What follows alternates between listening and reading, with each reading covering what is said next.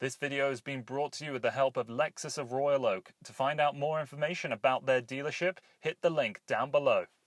When people think of a two-door coupe, they probably think of a sports car. And then when people think of Lexus, they probably think about a well-appointed cabin and a comfortable and isolated ride. But seeing as this Lexus RC is both, where does it stand? Is it compromised in one? Is it pretty good at both? Or does it just fall flat on its face in both respects? Well, that answer, plus many other things that you should consider, is coming up here on the Drive Guide.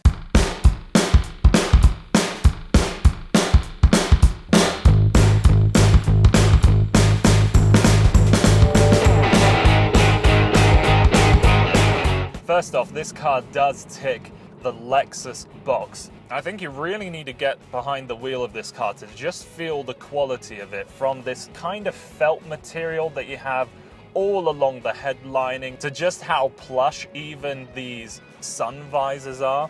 And then pretty much every surface that you want to touch that looks like leather is this really well padded leather. It's like lying down on a couch. If you're around the same height as me, 6'4", you'll be very happy in these seats. One thing that is odd about this car is that for the driver's footwell, you have quite a lot of the space taken away by what I presume is the transmission housing. It's not so much as that it's uncomfortable, it's just that you don't have the freedom to move your legs around that you would in many other cars. So the exact car that we have here is the RC300 all-wheel drive F-Sport.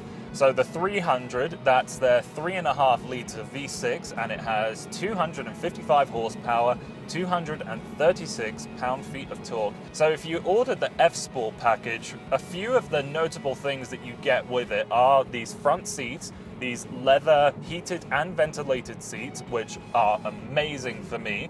A few safety pieces of equipment like the blind spot monitoring system, and then the big thing for me is this LFA inspired digital screen. Looking at that driving along the highway is mesmerizing. And this car absolutely gives you what you want when you're looking for a long distance cruiser.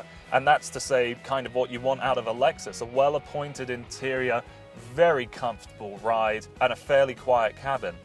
So it's now time to hit the performance area of this review to see how this car performs as a driving machine. So the first thing that needs to be done is switch over the Sport Plus mode. And one thing to note when you are in this mode, you can control the paddles just as they are, leaving the shifter in drive.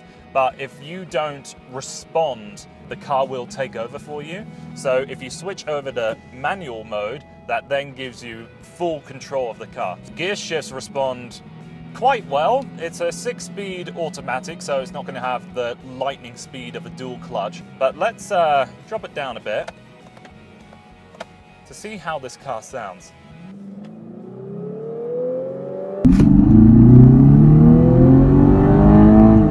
If you're one to chase the red line, this car might be a little bit of a troublemaker for you, because the gearing is so tall that if you're trying to get to red line, you're going to be breaking the speed limit by quite a bit. As the steering is electric power, you're not really getting any feel out of the steering wheel at all, but it is nicely weighted and it responds very well. It's just not giving me the feedback from the road that I would desire out of a performance car. In these sport modes, the throttle is far more alert as well. That's the biggest difference I can feel. With the all-wheel drive, it gives you the confidence to go in hard, brake hard, and then accelerate hard out. So really, at the end of this drive, this car, it does tick the sports car box. If you want to hoon around in this car, you can. But it's not giving me the final line in precision that I would desire out of a sports car. So now that we're done here, I think it is time to head back into town to see what this car is like to live on a day-to-day basis. There is another mode that you have alongside the normal and sport driving modes. You have eco mode, but I would avoid that one altogether really, because when you have that mode engaged, it really reduces your throttle input. With that reduction in input, it really hinders you getting off the line, and I don't really like that. So for me, when I'm in town, I keep the car in its normal driving mode and keep it there.